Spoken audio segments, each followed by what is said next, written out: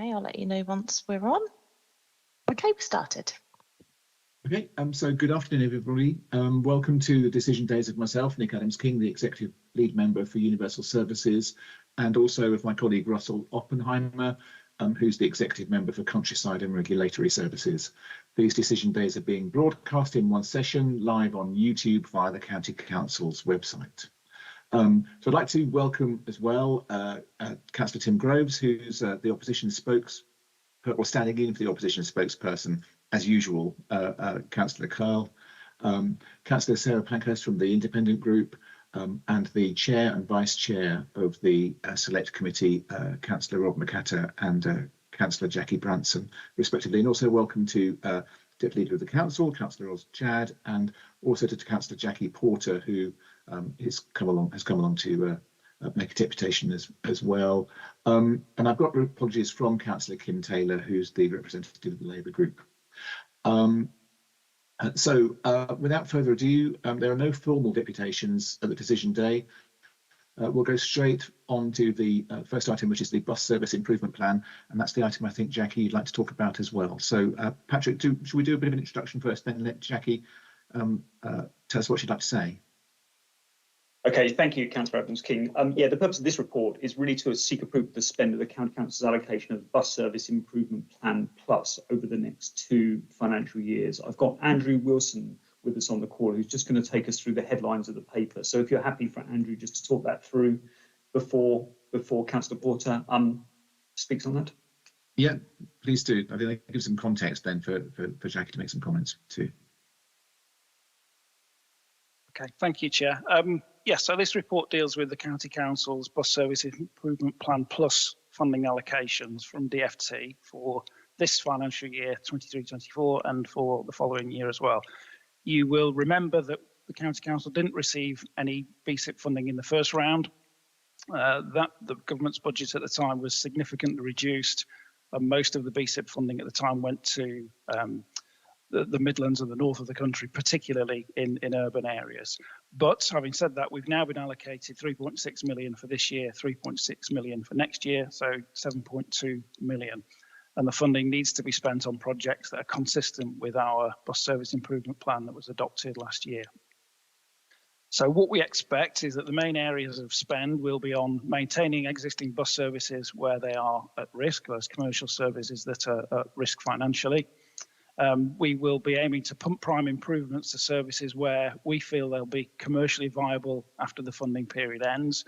So typically we think we'll see higher frequencies on our main urban bus corridors where we know that frequency drives growth. Passengers respond positively to frequency improvements. So that's what we'll be working with the operators to provide. So typically we'd see more early morning journeys as well, and journeys later into the evening to support people getting to and from work and support the evening economy. We'll also be spending the money on the development of bus priority measures. That was a major strand of the National Bus Strategy when it was published in 2021, helping to get buses through congested traffic. And then we'll be doing feasibility work as well to get our buses and the bus depots ready for zero emissions operation, whether that's electric or hydrogen. And we're doing some work with our bus operators on that already. We'll be aiming to fund better onboard equipment on the buses, so things like USB chargers, next stop announcements and screens on the buses to improve the passenger proposition. And we'll be looking to innovate in rural transport. Where we can, we'll put in low cost demand responsive transport where it's just unviable to provide large buses carrying few people around rural areas at what is sometimes great expense. And we'll also be looking to introduce improvements between bus and rail interchange at our bus and rail stations. So the discussions are underway already. Those detailed discussions are taking place with the bus operator managing directors. So we've got a good idea where they're coming from in terms of what they think are the right things to spend this money on. And we need to remember that we form part of an enhanced partnership with our bus operators. That's a formal partnership that Councillor Adams-King chairs, and this money would need to be approved by the managing directors of the bus operators on through that board. In terms of finance, we're very acutely aware that this is quite a large sum of money coming in to spend on boosting the bus network at a time when we've got financial issues at the County Council working towards 2025. So where we're going to spend the money, it will be on those enhancements that are going to be commercially viable beyond 2025. So we won't be entering into any long-term contractual agreements with operators that will take us beyond that time. Important area to raise finally is around the terms and conditions of the funding. And one of those, the principal ones of those, is that during the funding period that local transport authorities must maintain their existing support for local bus. And any underspends that we have on our local bus budgets, for example, concessionary fares, must be ring-fenced to support the bus network and provide bus enhancements. So those are the things that we would like to note, Chair. So in terms of the recommendations, we're looking for approval to spend the money at the 7.2 million over the next 2 years. Those projects need to be consistent with our projects set out in our bus service improvement plan. We're seeking authority to enter into contractual arrangements with the bus operators, and we're asking you to delegate authority to the director to finalise that funding mechanism, how we disseminate the funding. And we ask you to note the terms and conditions attached to the funding from DFT. That's it from me. Super, thanks very much, Andrew. So before we go on to questions from the participants, I just need to check. There is an exempt appendix that is attached to this item, and I don't propose to go into exempt session because I don't think we need to discuss it. But I just want to check, Jackie, do you want to make reference to it in what you want to say, or? No, I only wanted to check out the years it was valid for, and I think that's in the public paper as well.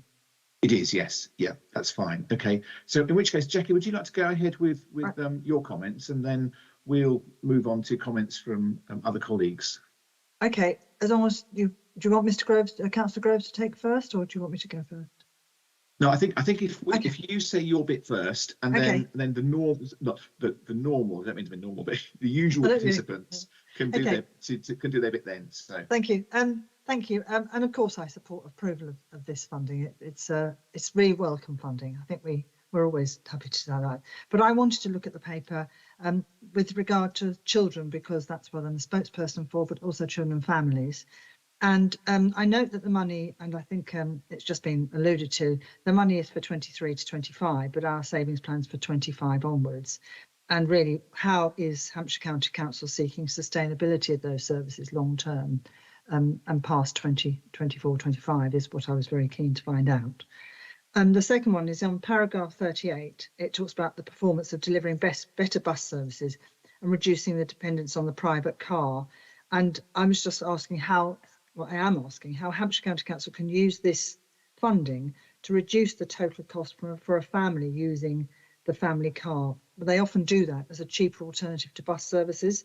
So is this an opportunity to look at cheaper children's fares long term? Because many other transport authorities do that, and Hampshire misses out. There are some schemes that offer family cards for certain amounts of time on a Saturday, but we are finding that people are still saying it's too expensive to take a family on a bus. In paragraph 52, it talks about enabling passenger growth prior to the pandemic against a national backdrop of decline in passenger numbers. And we're finding again that at the moment, currently, the public are having to catch, and this is a specific one for me, for my division, I don't know about others, and Councillor Groves might want to talk about that, having to catch earlier and earlier buses in order to get to work. People are getting reprimands from work because they're taking so long. The buses are so underwhelming in their timekeeping that people are catching earlier and earlier buses. It's actually having an effect on their childcare costs because they're having to take earlier childcare. And as I say, people in the hospital are getting numerous reprimands for being late to work. So that's about the family issue, because again, it's the cost of living. We want people to use those buses, but they're giving up on using the buses because they can't risk it. And then the next one is commercial services. You mentioned that the commercial services sometimes are topped up, and we're being told by bus drivers, oh well, ours is a commercial service, so we can do what we like. And I thought that was a very interesting comment, because they don't feel encumbered by that relationship with the county council, because as a commercial service, they feel that they've got the right to do it if they want. So if they want to cut a service every hour, they can do. So how does this bus service improvement plus affect those commercial services that currently don't have any support from the county council?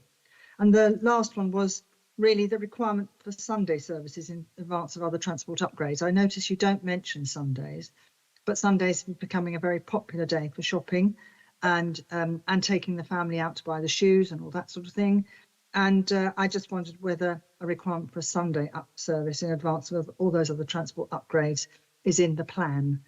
But of course, I welcome anything that gives us better services long term, but particularly I wanted to raise those issues for families.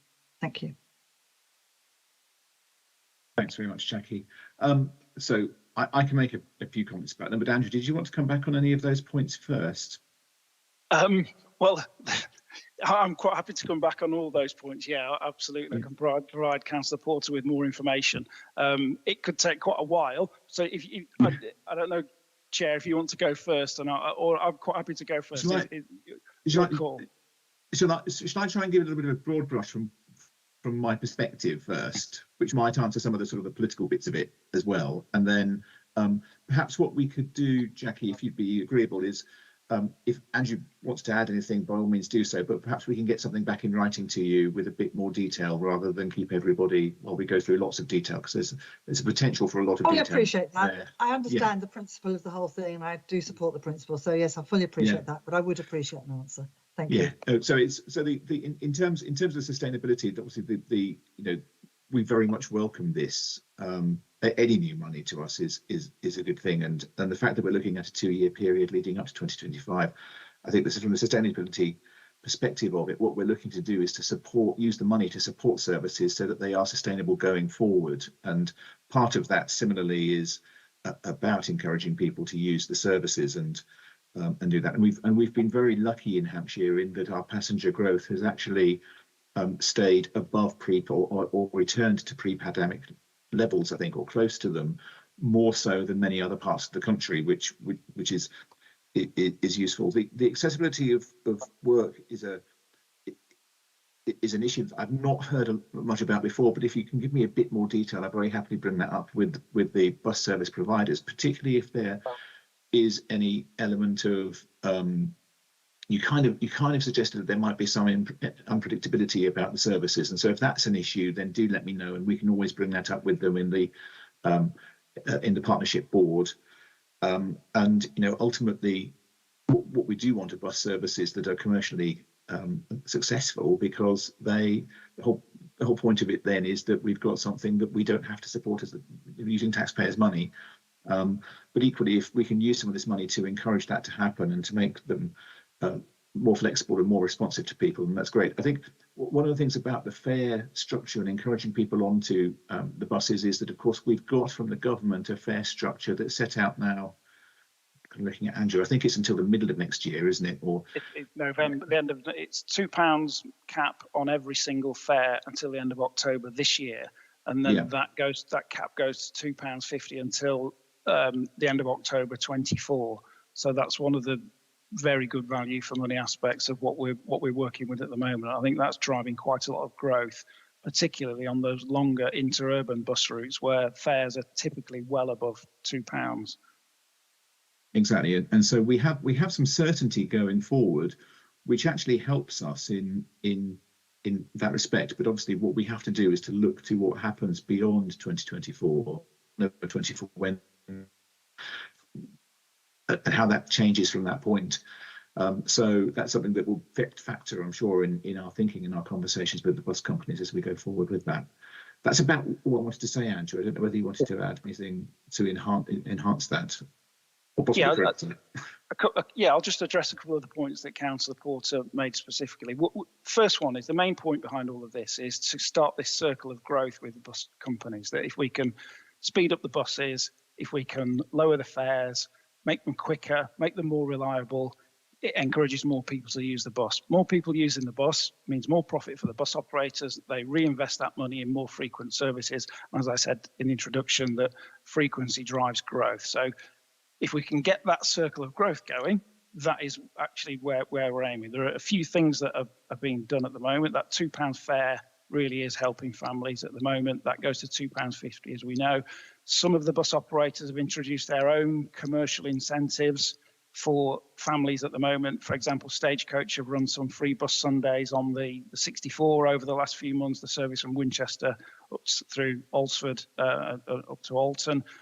Blue Star have a £1 fare maximum cap after 6 p.m. on their network. There are lots of initiatives going on to help drive that growth from within the industry. One of the things that I think you were hinting at, Councillor Porter, was the kind of unreliability of the network sometimes, and you made the point about people being reprimanded at work, and then you're saying some drivers are talking about services being cancelled. The main reason for all of that is recruitment, and the bus operators, particularly in the more affluent areas. It's a problem in Hampshire, it's a problem around the country that they're struggling to recruit bus drivers. And that means that on some occasions, they haven't got enough drivers to drive the buses, so they're having to cancel some services. They try and get notification out onto the real-time screens, and they do that, certainly they do that in Winchester and some other parts of the county where they've got access to our real-time screens. But that's what's behind this. And we're working with them. We're trying to do some work with them on getting more people into the industry, whether it's drivers, engineers, and so on. I think one of the main things you mentioned, Sundays, absolutely, it's a growth area.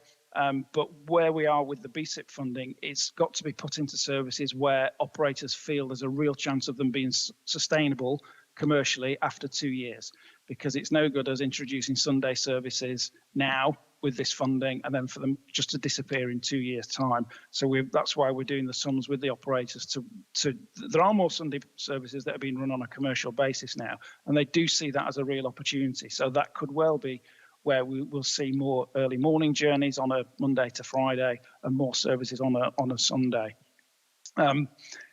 In terms of Councillor Adams-King said about the Enhanced Partnership Board, absolutely, there are some great examples where we have worked together with the bus operators and delivered quite exceptional service in some areas. The bus rapid transit route in Fareham and Gosport is one where the bus operators are looking to get back up to 5-minute frequencies on the busway as quickly as they can. That's fantastic achievement for somewhere like Fareham and Gosport, and they've got plans for elsewhere in the county. And this money is about pump priming that growth.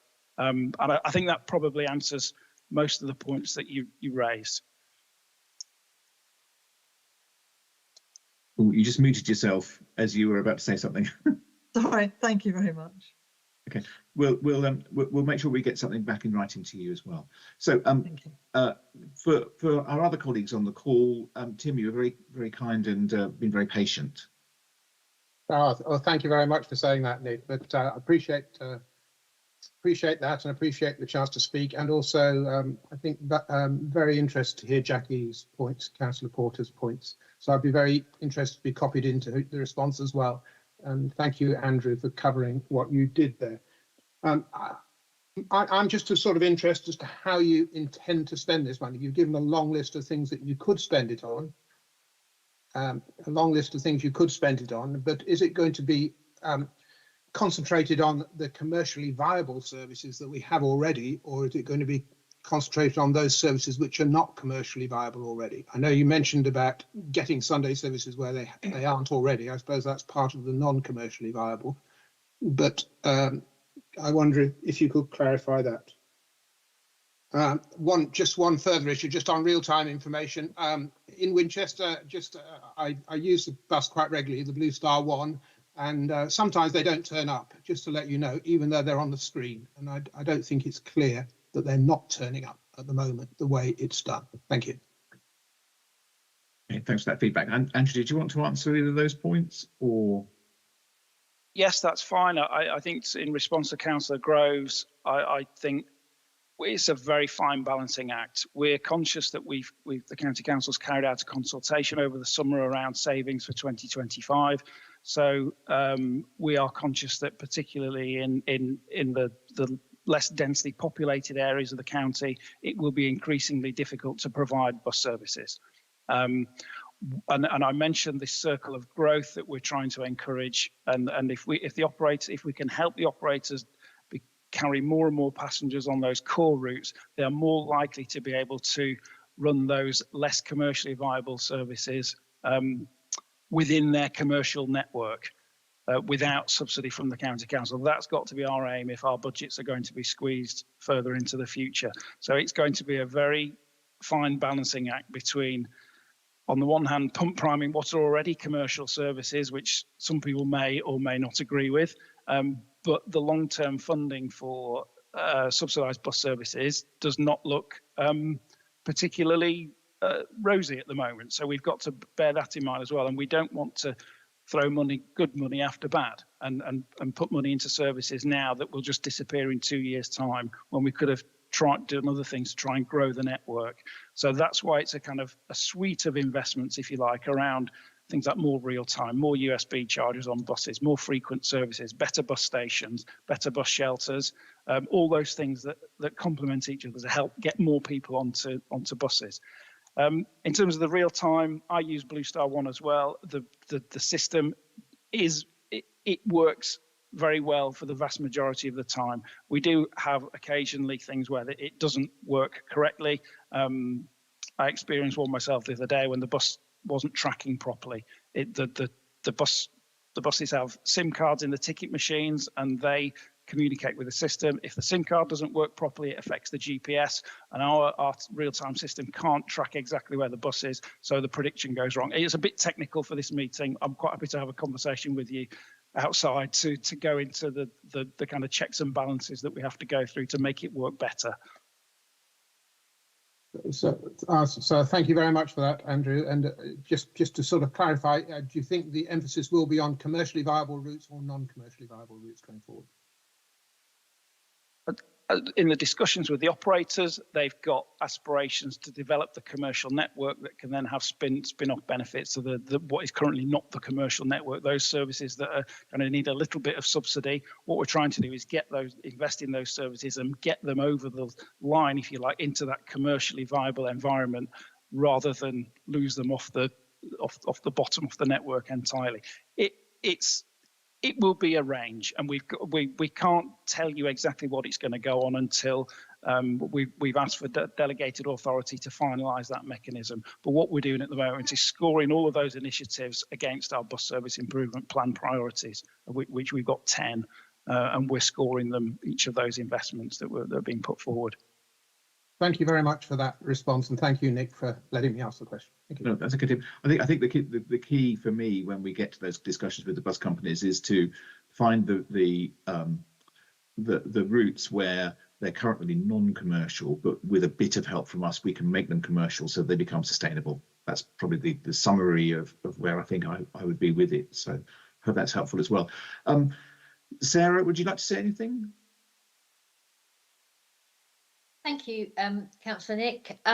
Yeah, I mean, this is a great investment for the next couple of years. I am sort of a bit concerned about sustainability, and I'd also like to see perhaps some sort of dedicated bus lanes and to help get further through busy city traffic.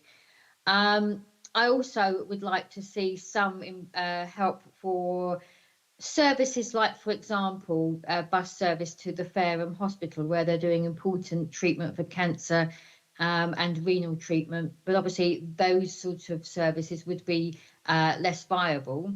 But I'd hope that the investment that we're doing at the moment will help try and maybe do a test 6 months of a service like that. But I'm fully supportive of this, and I think it's a great idea.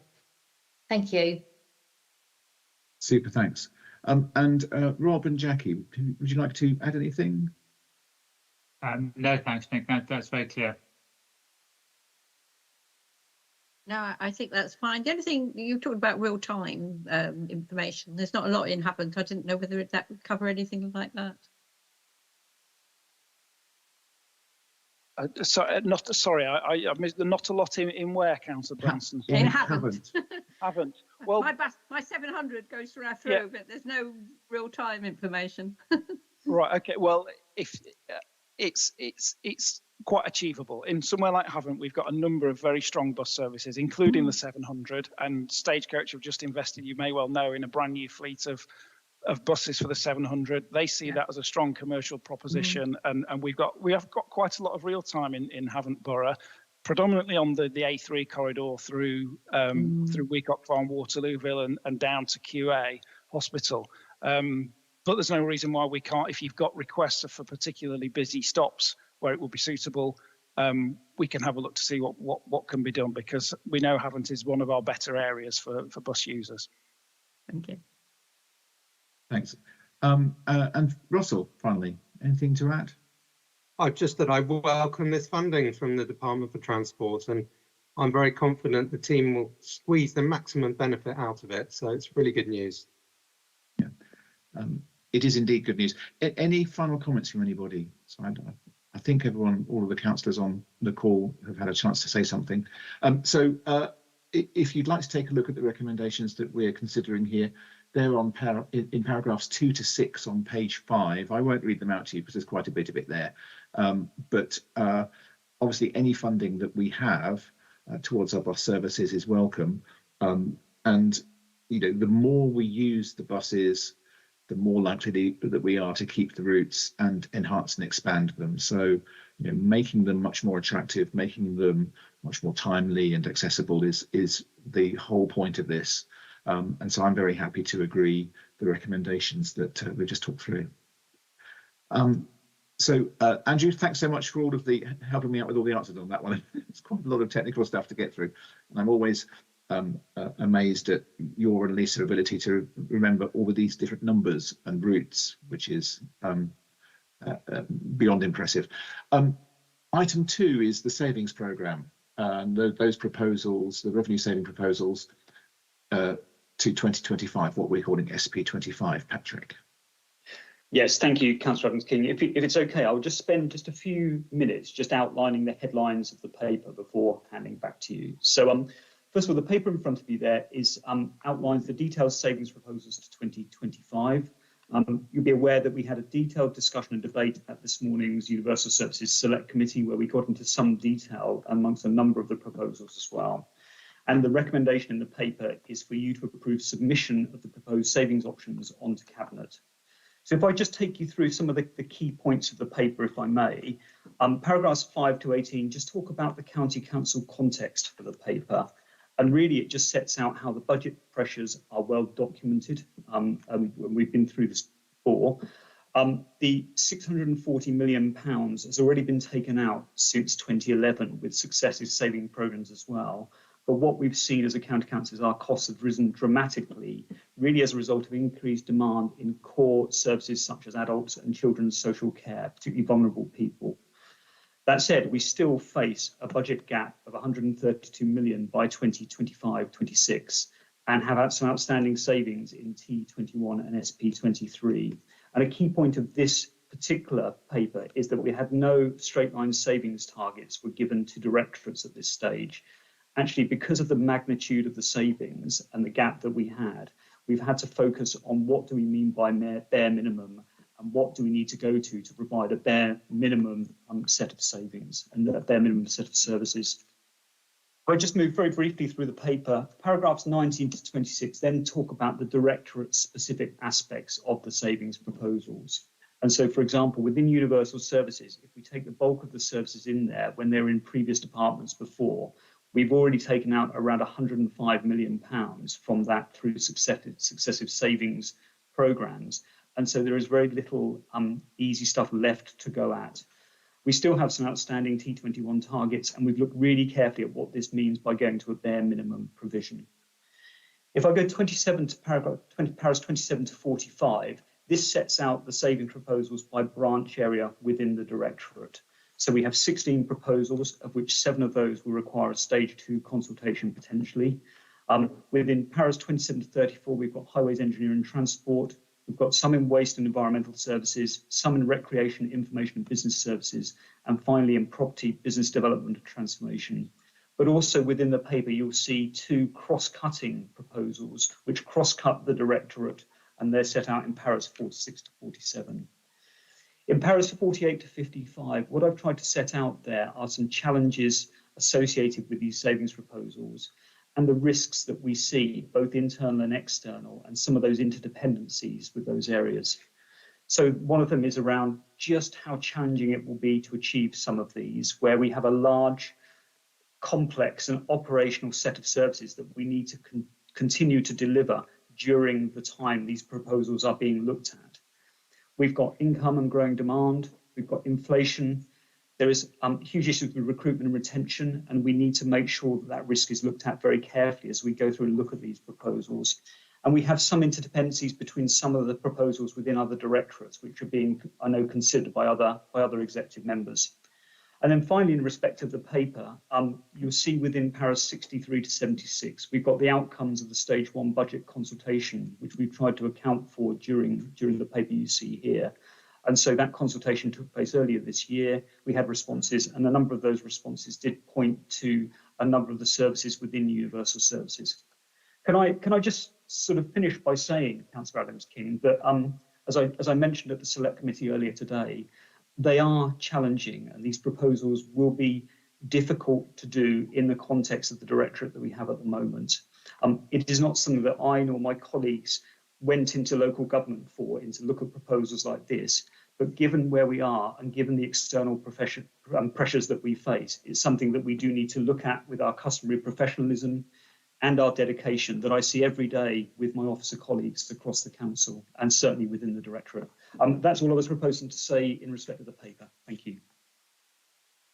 Thanks very much, Patrick. I think it is something that is absolutely clear to all of us who are elected members that last comment that you made is absolutely where we are, and where you are with it in terms of having to look at these issues reluctantly. What I'm going to do, forgive me, colleagues, before I ask you to make your comments, but I just wanted to say a few words as well, because I wanted to reiterate a few of the things that we'd said this morning in the Select Committee meeting. And that is perhaps for those people watching online to explain to you what the context of this is. You will have seen in the press over the last few weeks various councils saying that they are running into problems financially, and the most recent of which is Birmingham, where they have had to stop doing anything other than their statutory work. And there are certain things that councils have to do that are statutory, that we must do, and there are certain things that we do that we don't have to do, and we don't have a direct duty to do those things, but they are to the benefit of our community. And Hampshire is very unusual amongst local authorities in the respect that we do budget 2 to 3 years ahead. And so we are able to see the point at which or the point that would be coming, unless we are able to change the way in which we receive funding from government, where we will no longer be able to produce a balanced budget, and consequently we have to look at what we do and make sure that we are looking at every possible saving that we can make. And so in the circumstances like Birmingham or Woking that you've seen recently, when those councils reach that point of not being able to balance their budget any longer, then commissioners from the government are brought in to oversee what happens. And one of the things that we're doing here is looking 2 years ahead to be able to say, okay, if the commissioners are sat in front of us, how do we justify how we got to this point? And part of that is to look at every single piece of work that we do that is non-statutory. So there are various proposals within this paper that talk about the different things that we might need to do. The other thing, though, to say is that we have asked people through the summer what they think about making savings and how we fund the services that Hampshire provide. And what was very clear to us was that people were supportive of service change, and they were supportive of us charging more for our services, and possibly looking at new ways by which we could raise money through charging. They were not supportive of us reducing the services that we provide. And that is something that I, as the executive member, hear loud and clear over this, but that doesn't mean still that we can just say we're not going to change things. We do have to look at things. And so the purpose, therefore, is to look at the various proposals that we've got. There are 15 of them in this paper. 7 of them would need to go on for further consultation were we to consider them. And that consultation will look at various different aspects of the services that we provide. And if I give you, first off, as an example, the school crossing patrols, we heard an impassioned presentation from 2 residents of Rushmore this morning at the Select Committee, who in a very articulate way sort of explained essentially the challenge that we have. We do not have a statutory duty to provide school crossing patrols.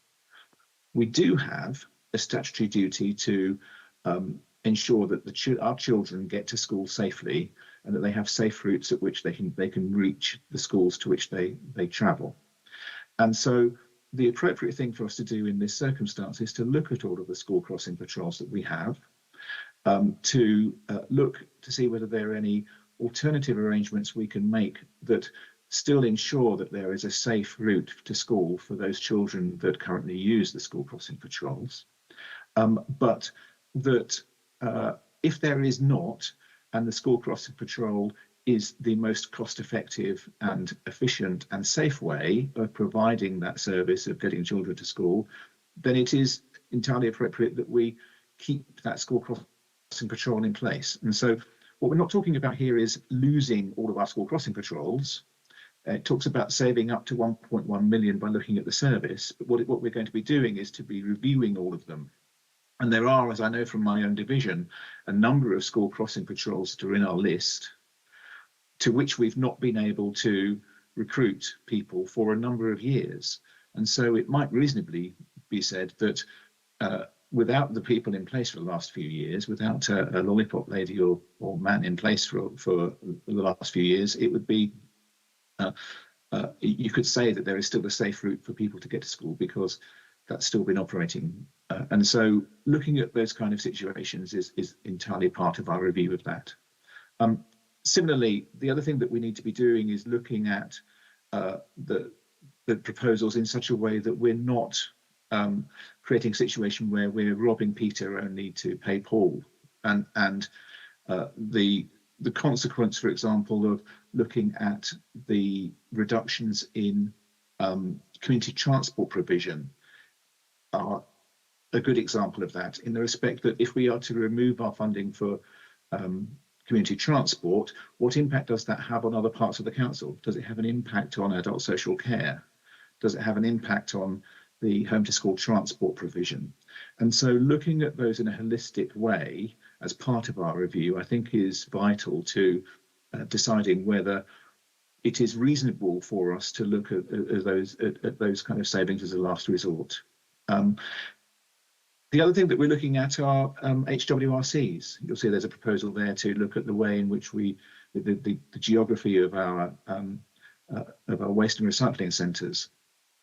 It is that there are statutory requirements for us to provide that, and it might well be that looking at the geography of them, which we've not done for very many years, we might find ways by which we can enhance the service by perhaps finding new locations that serve a number of the smaller sites that, or the areas covered by the smaller sites that we currently have. And a good example of that is that we know that there is land set aside at Wellesley in Rushmore for a new HWRC, which will provide a state-of-the-art service and mean that both those in Farnborough and Aldershot can eventually be closed to just use the one site. So that's one other part. And the other example is looking at the routes that we use for gritting in the winter. We haven't reviewed these for over 20 years. So it's entirely right that we should review them because the landscape of the county has changed. Buses don't necessarily follow the same routes that they did 20 years ago. People might not access the same facilities they did. There are, as we know, very different parts of the county where development has happened. And so reviewing that and reviewing how we look at our routes and what impact we can make by being more efficient in that area is absolutely the way that we should be doing. And you will find finally in the proposals there are some figures around the amounts that we hope to raise from changing the ways in which we charge for our services and looking at the items of charging for parking and so on. I think they are conservative. And I think and I hope that there are ways by which over the next 2 years we can look to enhance that further, not to cause people to have much more cost, but to be clear that we as a county need to raise the money, and perhaps to look at the landscape of how we charge for things in a different way to maximise the amount of income that we get. So it's a big task. It does not mean that we are taking away all of these services, but it does mean that we need to review everything, and we need to leave no stone unturned to look for those savings, because unless we get additional help from the government in the next 2 years, we will be sitting in front of the commissioners or whoever might be in these chairs at that time, having to explain to them why we are still doing what we do when some of those items may not be statutory requirements of us. I'm sorry that was a monologue, but I hope that explains to people where we are and what we're doing. So, colleagues, would anyone like to ask any questions? Tim? Thank you, Nick. Thanks for that explanation. Thank you all. I'm a bit concerned that we can't see from these proposals the impact on overall service in percentage terms. In some cases, we're talking about going down to the statutory minimum, but we haven't sort of defined what the statutory minimum is in some cases, such as highway maintenance, for example. We've got the Stronger Roads programme, that inverted commas Stronger Roads programme, which basically means that you're going to do reactive maintenance rather than planned maintenance. So that sort of goes against the cuts that are proposed in these 2025. Of course, that's a couple of years hence, isn't it? So that's probably the reason for that. I'm also concerned that the full saving is shown, say for example for school crossing patrols, as alternative expenditure is inevitable if you do what you say you're going to do, i.e. look at alternatives and look at eventually putting in extra crossings to make it safe so that you don't have a school crossing patrol, or textured paving or traffic calming or whatever it is. So there are obviously, in that case, you seem to have included the whole budget as a looking at, whereas in actual fact, there's no way that you can avoid the whole budget if you do what you're going to say.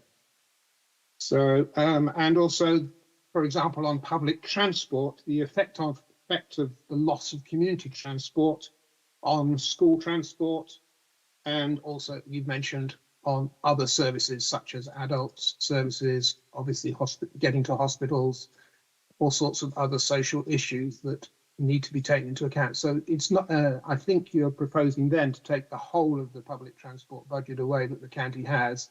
So unless it gets budget from an alternative source, there'll be no budget left. I think so. Just on those issues. Thank you very much. So should I come back quickly in reverse order? In terms of things like the community transport, the equalities impact assessment is by far and away the most important thing there. And looking exactly, as you say, at the impact elsewhere in the council is the important thing that we do. We do not have a statutory duty to provide community transport, but we do have a statutory duty to look to act in a way that doesn't disadvantage members of our community, and we also have a statutory duty to get young people to school. And so in those respects, if removing the community transport support results in costs elsewhere, that's where we find ourselves with a justification of or the justification for not making those reductions if they don't make sense. Similarly, when you look at the school crossing patrols, there are different pots of money. So it may be that there are pots of money that would enable us to enhance the safety of children going to school by way of capital enhancements to the road network and to safety there. Equally, though, that money doesn't cover everywhere, and it might not be available for every particular place where we want to look at it. So it's a landscape of different our ability to influence things in different areas, and that's why a review needs to be carried out. And where we can't do that, where we haven't got that capital funding to be able to enhance the street scene outside of schools, then it may well be that school crossing patrols are justified as remaining the most economic way of ensuring children get to school safely. And finally, yes, safer, Stronger Roads Today is doing two things. It isn't reactive maintenance as such. What we're doing is looking to use the system to use the additional funding that we've put in to strengthen the roads now, so that hopefully we need to carry out less reactive maintenance as time goes on, and that obviously feeds into this. The other big unknown for us in all of this is we don't know what the Department for Transport grant will be going forward beyond 2024. And so if we were to look at the inflationary pressures on road maintenance budgets, then we would be receiving a significant uplift from that in that time. However, if we assume that we're not going to get any change, then the way in which we use things now, the best example I would give you would be to talk about the dragon patches, which I'm sure you'll know about, where the best use of them actually is not to fill potholes, but to fill the cracks in the roads that ultimately might become potholes. And that is what the point of the Stronger Roads Today program is to make sure that wherever we possibly can, we reduce the need for reactive maintenance going forward, because we have identified where there are small, rather than resurfacing the entire road, what we're doing is looking to see where there might be any vulnerabilities in the road, and then we can hopefully decrease the chance of issues coming along there. So a slightly different nuance in how we do it, but that's our purpose now. And the hope would be that by doing that, we can then insulate ourselves against the fact that we will have less money to spend beyond 2025. Thank you, Nick. I was very pleased to hear that. I think I did read that it was reactive maintenance somewhere rather than planned maintenance. So as long as that is correct, I think that's the right way forward. So just in case I think officers are doing something different. Thank you. It might be semantics, I suppose, Tim, but it's like it is reactive because we're reacting to the stuff that will make it worse later on. Does that make sense? So, right. Okay. Yeah. All right. Thank you very much. Thanks. Thanks. Sarah, would you like to say anything?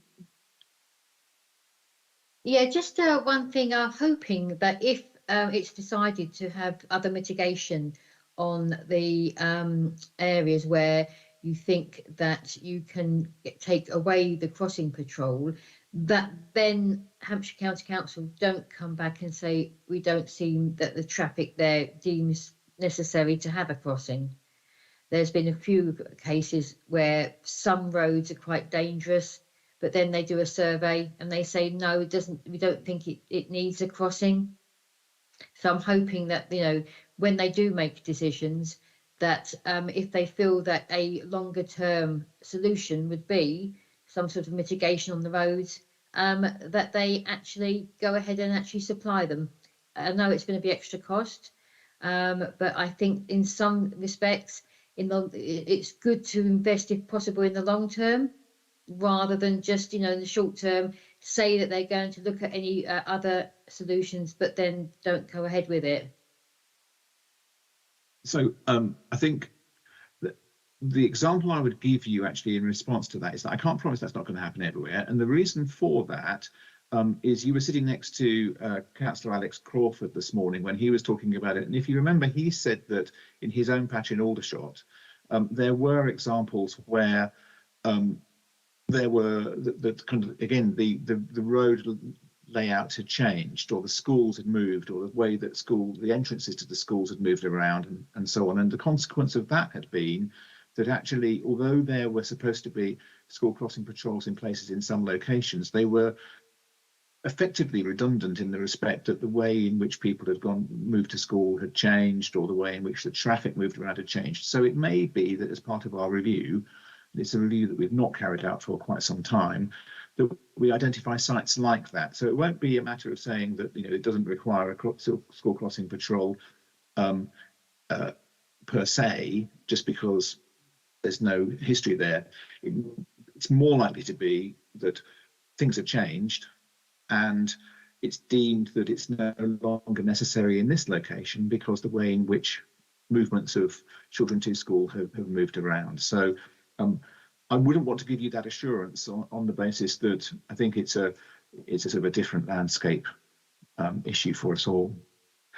Could I just come back on that? Sorry, just to say that, yeah, I recognise that in the long term some areas have changed, but I'm considering in my division areas where schools have been there a long time, and I do recognise also that the birth rate has dropped as well. But what I'm trying to say is, you know, where you think that in the longer term investment it would be useful to have crossing, that they are provided. But I do recognise that, you know, things do change. I'm not saying I'm demand it in everywhere, but I do appreciate that that is as a non-statutory service. And, you know, as in the meeting, it was stated that, you know, what we don't want to have happen is then to have government officials come down and say, why did you not look at this? Why did you not look at that? So it is a difficult situation that none of us want to be in, but you've got a hard job on your hands, Nick, so I'll leave it with you. And that final point is exactly where we are. You know, we're going to have to, somebody, might not be me, might be Patrick, poor Patrick, will have to justify to people that we've looked at everything at some point. So Rob and Jackie, would you like to add anything? Yeah, thanks, Nick. I want to add one thing, which we probably should have covered this morning. We had a very extensive discussion, but the point you just made was a really interesting one, that we've got a statutory duty to enable our children to get to school safely. And there are many different ways of doing that. And I think that's a crucial point. So we come to look at 20-mile-an-hour zones and school crossing patrols and where they are and road layouts. There's a range of tools here. And I think that point perhaps we should have brought out in the discussion this morning, that we have the statutory duty on safety, and school crossing patrols is just one way of doing that. It was obviously, lots of councillors this morning were very concerned about that issue, about specifically school crossing patrols, and I'm sure lots of residents are going to be concerned. But if we focus on that issue, that we have to keep children safe, and school crossing patrols is just one way of doing that, I think that's a much better way of getting that message across, that perhaps we should have put more forcefully this morning. But I think it was a very useful discussion we had in the select committee. Yeah, and I think it was very useful indeed, and there were great contributions from everybody. But exactly that, you know, school crossing patrols are just one of the tools that we have, and it's right for us to look at the other things in our toolbox to see if there is any alternative. Jackie. Well, just to, you know, reiterate, we just need to get the message across that we are not, that not every school crossing patrol is going to disappear, and I think we need to get that message across. Otherwise, as you say, we will have our inboxes will be overwhelmed. Yeah. Thanks very much. Russell, finally. Thanks, Nick. Firstly, I want to acknowledge that officers have done a good job working with you and I, Nick, to develop this package. It's undoubtedly very challenging to make these savings after having already achieved a lot of savings over the last 10 years. I think Patrick said this morning that there's been over 100 million saved from Universal Services budgets over the last 10 years. So it wasn't easy, but I think that we do have a balanced package. People may not be aware, Nick and I saw the first cut of this back in January, and it's been an iterative process working with officers since then to get to today. And I think that the process we have at Hampshire, the 2-yearly budgeting and planning 2 years ahead, is a good process. And when you look at it, when you step back and look at what's happened at Hampshire, this process is why we're in the position we're in, which is a better position than most other county councils. We do still have a control over what's happening, and we do have options. But I do want to say there is still a gap when you look at 2025. So there's a gap of 132 million. If you look across the council, we only get up to about 100 million in terms of what we can deliver of savings. That is a situation we don't like to be in, but it's important to bear it in mind when we come to looking at the decisions within directorates. The reason that we have to tolerate that gap in our planning is because of the level of uncertainty, and there's always uncertainty when you forecast and plan ahead, but right now there is a particular level of uncertainty. The pandemic effects, lingering inflation, we don't know how long those things will continue. Looking ahead, we've got general elections, county deal negotiations, which could have an impact on things. And of course, we've got an autumn statement coming up later this year, which we hope will have a positive impact on local government finances. So whilst we live with that uncertainty, we have to go through this process and be very serious and hard-headed about it. But coming back to the question of it being an iterative process, it is the case that officers will keep things under review, and as executive members, we keep everything under review. And where there are things that are difficult to deliver, then we will look at that, perhaps push it out into the future when certain circumstances find another way to achieve that saving. So I think that it's important to say that that iterative process will continue. This is just the beginning of a long journey, as you said, Nick. Thanks. Yeah, and I think that's helpful, Russell, as well, in reminding us that it's the beginning of a long journey for all of us in terms of looking at that. But in fact, it's been a long journey already for Patrick and Jennifer and all of our colleagues who have done a brilliant job of putting this together, of looking at what we have to do, looking at what we might be able to save, and working extremely hard at getting all of that ready for us. The other thing I'd just say is that I have listened to everything that everyone has said. I'm very aware of the comments that we received as part of the public consultation over the summer. And I think that's very much my focus, that we should be looking at ways by which we can enhance our income in order to ensure that we are not having to reduce our services as much as we can, or as little as possible is probably the better way to say it. So the recommendation that we have is on page 17. It's in paragraph 2. I am happy to agree that this is a paper that goes on to both Cabinet and Council as part of the general savings across each of the different decision days that we're making, but ours is the first one to come forward with this. And I'd like to thank everybody both for their time this morning and for that's taken part in the consultations to this point, which has really helped us in focusing on how we might be able to deliver this balanced budget in a couple of years' time. Let's just hope the government listen to us and give us a bit more money. So we've got one more. I've got one more item, which is perhaps a little less controversial. It's back to buses again. This time, future ownership and maintenance of bus shelters. So Patrick and Andrew, I think it's another double act from you guys. It is. Thank you, Councillor Adams-King, and I'll hand over to Andrew in a second. But in brief, this is about the opportunity to take on responsibility for some bus shelters, many of which sit on the highway network. And in doing so, it provides an opportunity for some income generation, but actually to use our economies of scale in the provision of information, the upgrading of those shelters, and just bringing them back to work. To one of the points I've made previously is about where we can generate income from our assets and have opportunities. I think this presents a real example for us, but I'll let Andrew take us through some of the details. Andrew. Okay, thanks, Patrick. So yeah, this paper deals with ownership and maintenance of bus shelters in a number of Hampshire's districts and boroughs. At the moment, there's a real mix of how we organise ownership and maintenance of bus shelters across the county, not dissimilar to other county councils, I will add. Some shelters are owned by parish and town councils, some are owned by districts and boroughs, and many are owned by advertising companies such as Adshel or Prime Sites through legal agreements with district councils. So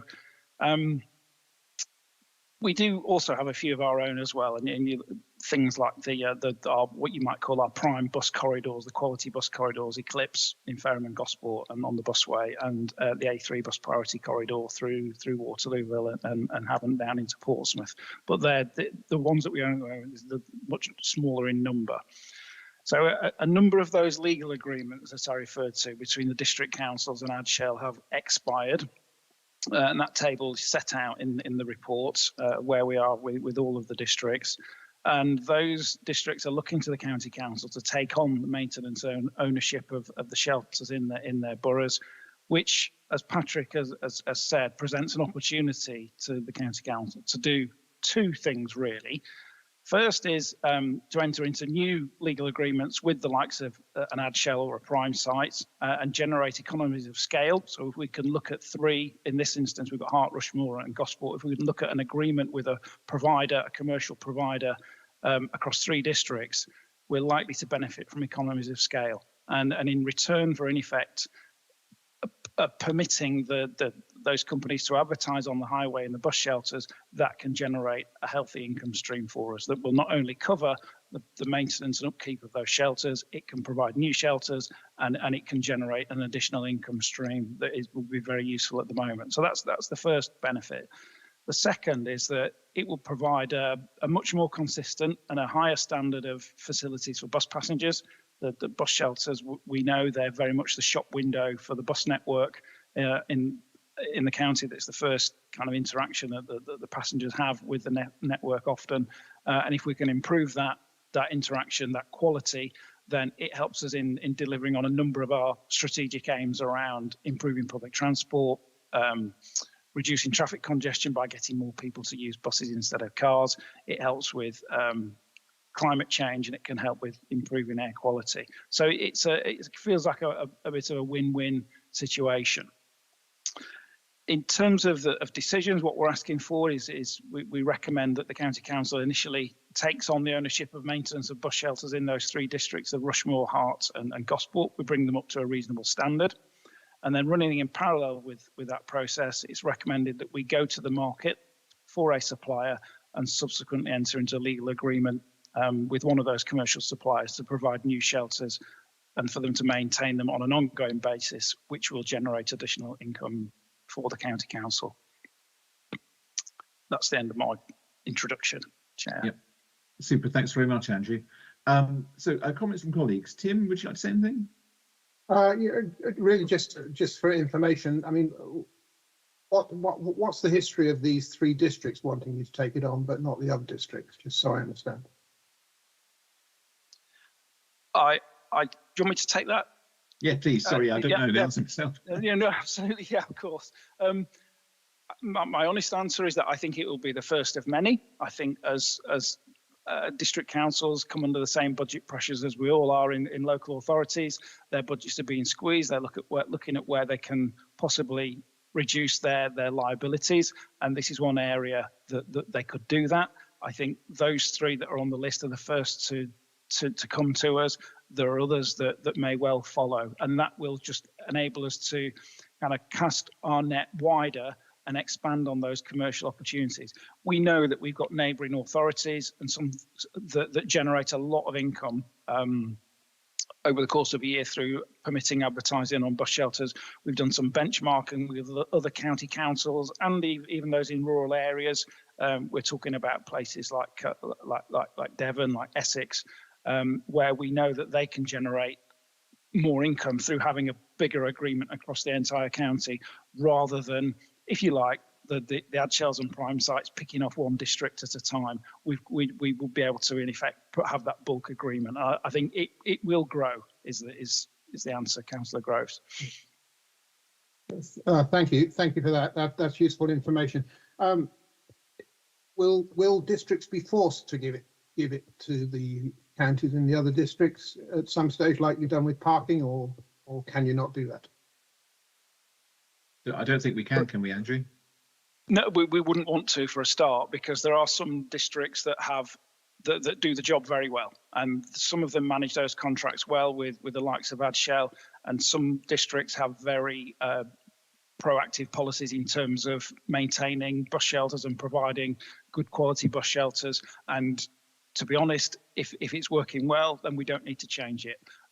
But there are some examples in the county where bus shelters are neglected. We don't want them to get to a point where first of all, they become dangerous and a liability because they are on the highway, and that ultimately puts us as responsible for those. But we would always seek to work with the districts that want to work with us, rather than force anybody. I think the legislation is in one of the. I mean, I don't want to disappear down a legal kind of avenue here, but I think it's in one of the local government acts under one of the miscellaneous provisions, and any tier of local authority has the right to provide bus shelters, but it isn't a statutory duty on any of them.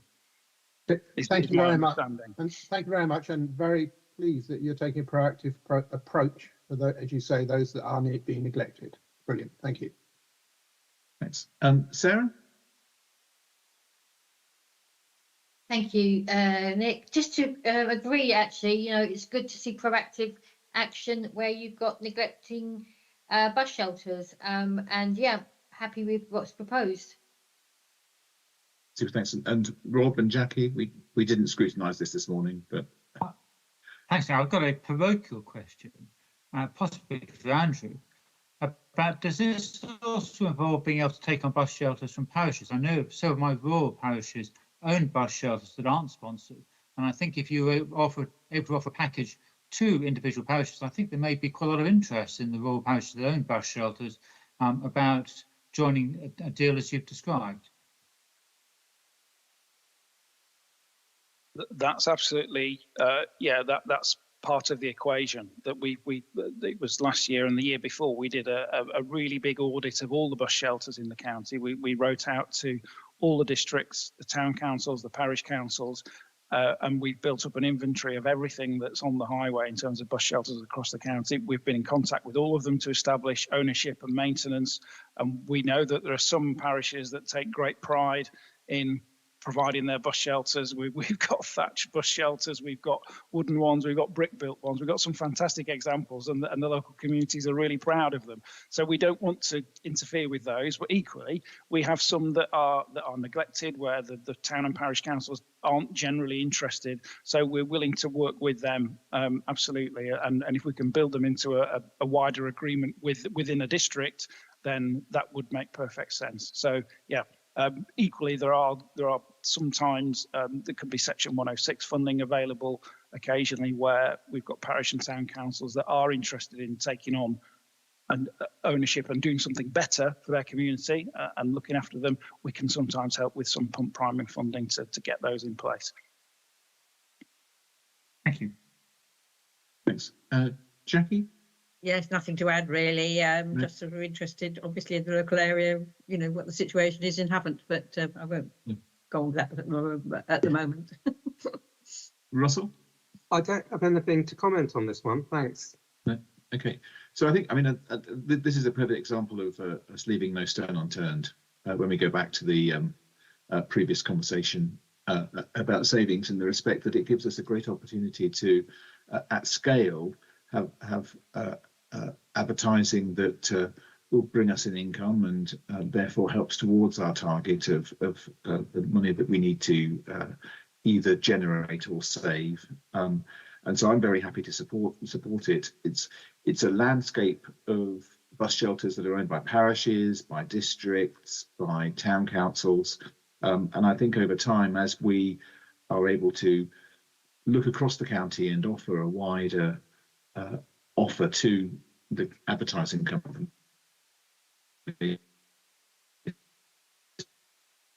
income in that way, but also ensure that the bus shelters are kept up to standard. So the recommendations are in paragraph 4 to 6 on pages 197 to 198. I'm very happy to agree those, and you'll be glad to know that that's the end of my bit of the decision day. It's been a long one so far, so thanks for sticking with it. And Russell, your turn. Thanks very much, Nick. Hopefully my 3 items won't be quite as long. Let's see.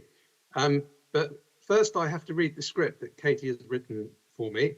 Good afternoon. I'm Russell Oppenheimer. I'm the Executive Member for Countryside and Regulatory Services, and I'd like to thank you for attending my virtual decision day today, which continues to be webcast on YouTube via the County Council website. I have no public deputations, so we'll move to the first item. And so we'll go to agenda item 5. Is it 5? Yes, energy supply contracts. And I believe Keith is here to answer any questions, but I'm going to go first to Patrick to introduce the item. Great. Many thanks, Councillor Oppenheimer. Yes, can I introduce Keith Hurd as well, who's joined us on the call today. Keith is responsible for a lot of the leadership of our frameworks that we put in place, including our energy and our waste one, which we're coming on to later. And we have quite a strong reputation in this, both nationally. But this paper in particular is about the reprocurement of our energy supply contracts through a particular framework. There's quite a lot of detail in the paper. I'm sure Keith will take us through at a fairly high level, and then I expect we'll take some questions afterwards. So Keith, can I hand over to you, please? Thank you, Patrick. Good afternoon. Thank you, Councillor Oppenheimer. So we currently buy our gas and electric through a public sector buying consortium called Laser, wholly owned by Kent County Council. Been doing that for a while. Through that framework, we call off contracts with npower for electricity and Total for gas. The way that these things work is that you pre-buy specific volumes of gas and electric at a certain price. But back in 2020, we recognized that by getting a tad more aggressive with the forward buying of the gas and electric, we could actually start to save more money than Laser were already saving for us. And we actually saved money against 1920 during the course of 2021. So we've been operating that progressive buying strategy since 2020. Our current framework expires, the supply expires in March 25. But what we want to do is we want to start buying now for 25-26. So we want to start buying for the winter and summer of future years. Laser have the new framework in place. So we're able to do a call off from September until March 2029. And we, through that framework, through the new framework, the two suppliers, npower and Total Gas, are also happen to be the most economically advantageous suppliers. So by using Laser, we can maintain the two suppliers which have served us so well over the last few years.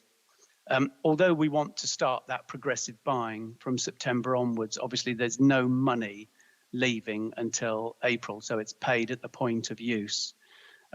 So that is the basis of what we would like to do at this stage, is permission to enter into contract, to go to call off contracts from the Laser framework for the provision of gas and electric from April 25 to March 29, and to start that process from now.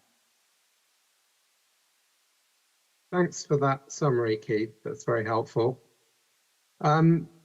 The way I see it, this is a strategic decision about whether this is the right framework to continue with. And before I come to my decision, I just want to invite anyone to comment who might wish to comment. Opposition people, Tim Groves, would you like to say anything? No, I don't think I have anything to add on this. It sounds a sensible proposal to me. Thank you. Okay, anyone else? Sarah? No? Okay. Same comments as previous. Okay. And select committee colleagues, Rob or Jackie, do you wish to add? I've got nothing to add, thanks, Russell. Okay. And Nick, do you want to comment on this one? We had a good discussion about it when we had our briefing. So, but you know, because this is a commercial matter, I don't really want to have that discussion in public. But we did go through it in quite a lot of detail when we met with the team, didn't we? We did indeed. No, we've gone through this, and in such volatile times, I think it seems a very sensible way forward. But well done to Keith and the team for ensuring that actually we haven't been battered about, as so many people have, by the changes in energy prices. So no, nothing to add. Thanks. Thanks, Nick. And I think you're right, Nick. That's the key point, is that this framework has served us well. And there's every reason to think it will continue to serve us well. And I also have to say, I quite like the fact that we have this link up with Kent County Council on this. You know, that's just an example of us working well across different counties. But of course, there is a hope that the framework will improve and evolve. And I know, Keith, that you're in discussions with Kent about a couple of items. Yeah, there's I think reason to be continuing with the framework in the hope that things do continue to improve and evolve. And so, having said all of that, I would now like to move to my decision, and I would like to accept the recommendation in paragraph 2 on page 213, please, Katie. Thank you very much.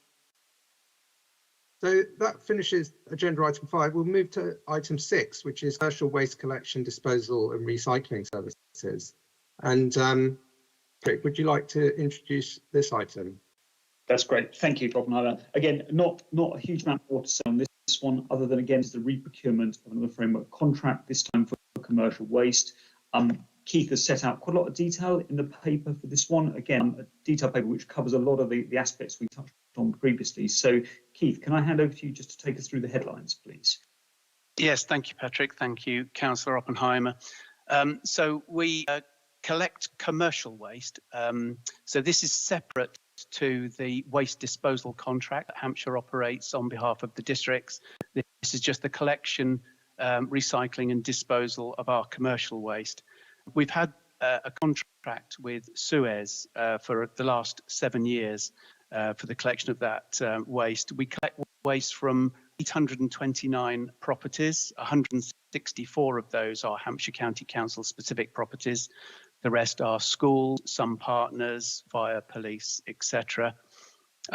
We pick up around about 9,000 tonnes of waste a year. 2/3 of that is general waste. 15% of it is recyclable waste. We decided on a single supplier strategy for the whole of Hampshire because when a supplier enters into contracts, they have a certain selection of bins that they place at properties. If we went for a multiple supplier option, we end with multiple bins at multiple properties. It starts to become very heavy to manage, costs us money to manage, and is less efficient. We've looked at all the options. We still believe the best possible strategy is to maintain a single supplier strategy for the whole of Hampshire. It is a framework, so that enables our schools, any partners that wish to buy in, also make use of the contract. So Hampshire will do its own call off, the schools and all the partners do their own call off and pay their own bills. The contract ends on the 2nd of July next year. We would look to all of the partners, the schools and all of the other partners to end their contracts on that day. And we would look to start a new contract from the next day. We would like to establish this as a framework, a 4-year framework, but under the terms of that, we're allowed to call off a contract, and we would like to call off a contract for up to 8 years. The reason we would like to do that is because it would take us to at least 2030 when the main waste disposal contract ends, and then there is an opportunity then to bring the two contracts together if that provides maximum efficiency and cost, or if not, then it takes us for another 2 years to give us a bit of elbow room. It's worth around about £3 million a year. 1 million of that is Hampshire's, the rest is partners. So we're asking for a grand total of around about 24 million over the 8 years. So in very high level terms, that is the proposal for the collection, disposal and recycling of our commercial waste. Thank you, Keith. Does anyone wish to comment on this one? I'll go first to Councillor Tim Groves. Thank you, Russell. Much appreciated, Councillor Oppenheimer. Can I just ask a couple of questions? One is, how are we dealing with food waste in this commercial contract? You've talked about recycling. The question I had last week or the week before at one of our meetings, I understand that about 30% of residual waste is food waste in domestic waste. I can imagine it's probably something similar in care homes and schools, may even be more in some cases. Is that included? Is that taken into account in this contract? Are we dealing with that separately and collecting food waste separately? And the second question is, what about we're expecting a new MRF in 2025, I think, or you know, in Chicken Hall Lane that the county's building, is the intention that the waste is taken there to be dealt with, the appropriate waste is taken to that MRF, and also obviously food waste for composting as well. Thank you very much. Thanks for those questions. Keith, do you want to deal with those, please? Can I? Yes, thank you. Yes, we have a number of specific streams of waste. Food waste is something which has been looked at extensively over the last couple of years. It has been going into general waste. They have been looking at food waste, and it will go into tender as a specific stream. The amount that we collect in these streams outside of general and recycling is tiny. So we have to be careful how far we break down the number of different specific streams. Otherwise, we'll tie up the market and we won't get the right number of bids. So it's a bit of a fine balance. So forgive me, I'm not dancing around the answer, but it's a bit of a fine balance there. So that was the food waste. The other one that you asked, sorry, just remind me, sorry, was, oh, yes, the MRF, sorry, the MRF, I beg your pardon, right. Sorry. The contract does not stipulate that take the waste to any specific point. Obviously, we want to get the best commercial deal from people to collect, dispose and recycle. So we don't stipulate any specific destination for the waste or the recycling. They will tell us in their tender where they are taking it to.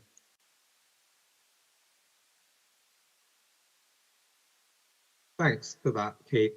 And I think I'm right in saying, Keith, that, you know, when we come to analyse the bids under the procurement process, value for money will be a part of it, but it won't be the only part. We'll also be looking at what they say, the bidders, when it comes to recycling, because that's important to us. Massively so. Yeah. Any other comments from councillors? Sarah, Rob, Jackie? No? I'm okay. fine. Nick, do you wish to say anything? No? No, we had a chat about this when we were running through it as well, so. We did. And, yeah, I think it's good transparency that this paper has come to me for this decision, and I'm happy to approve it, and I'll look forward to getting some updates on how the procurement process is going in due course. So with that, I would like to say, Katie, that I'm happy to approve the recommendations in paragraphs 2 and 3 on page 223. Thank you very much, Keith, and please feel free to go and get on with your day. So I've got one item left, I believe, which is item 7, appointments to outside bodies. Let's just bring that paper up. And Katie, I believe what's happening here is I'm replacing Juliet Henderson, who's come off the Local Access Forum. And the proposal, I believe, is that we appoint, or I appoint Councillor Mike Ford to this body, which I think I would like to do. Does anyone else wish to say anything? No? In that case, Katie, please can you mark that I have approved that appointment in the minutes. So I think that concludes my items.